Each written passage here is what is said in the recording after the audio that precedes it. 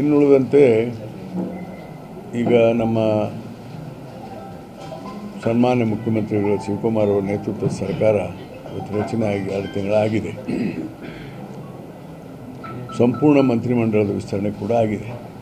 ಇನ್ನೊಬ್ಬ ಸಚಿವರನ್ನ ಮಾಡಿದರೆ ಸಂಪೂರ್ಣ ಮಂತ್ರಿಮಂಡಲ ಅಂದರೆ 33+1 34 ಸಚಿವರು ಕಂಪ್ಲೀಟ್ ಆಗುತ್ತೆ.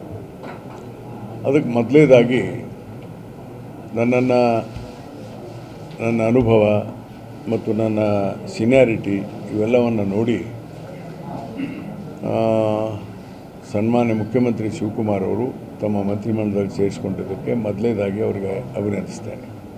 ಎರಡನೇದಾಗಿ ನನ್ನನ್ನು ಮಂತ್ರಿ ಮಾಡಲಿಕ್ಕೆ ಕಾರಣೀಕರ್ತರಾದಂಥವರು AICC ಅಧ್ಯಕ್ಷ ಆದ ಸನ್ಮಾನ್ಯ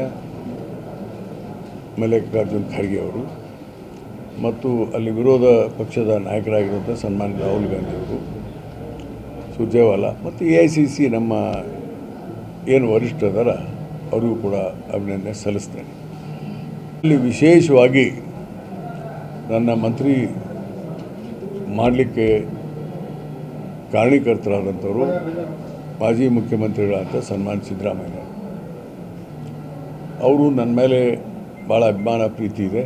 ಅದಕ್ಕೆ ವಿಶೇಷವಾಗಿ ನನ್ನನ್ನು ಮಂತ್ರಿಮಂಡಲ ಸೇರಿಸಬೇಕು ಅಂತ ಹೇಳಿದ್ದರಿಂದ ಇವರೆಲ್ಲರ ಒಂದು ಸಹಾಯದಿಂದ ಮತ್ತು ಅದರ ಜೊತೆಗೆ ನಮ್ಮ ಜಿಲ್ಲಾಧ್ಯಕ್ಷರು, ನಮ್ಮ ಜಿಲ್ಲೆಯ ಕಾರ್ಯಕರ್ತರು ಅವ್ರದ್ದು ವಿಶ್ ಆಫ್ ದಿ ವರ್ಕರ್ಸ್ ಎಲ್ಲರೂ ಆಗಲಪ್ಪ ನಮ್ಮವರು ಆರ್ಡಿ ಅಂತ ಹೇಳಿ ಪ್ರಾರ್ಥನೆ ಮಾಡಿದ್ದಾರೆ, ಪೂಜೆ ಮಾಡಿದ್ದಾರೆ.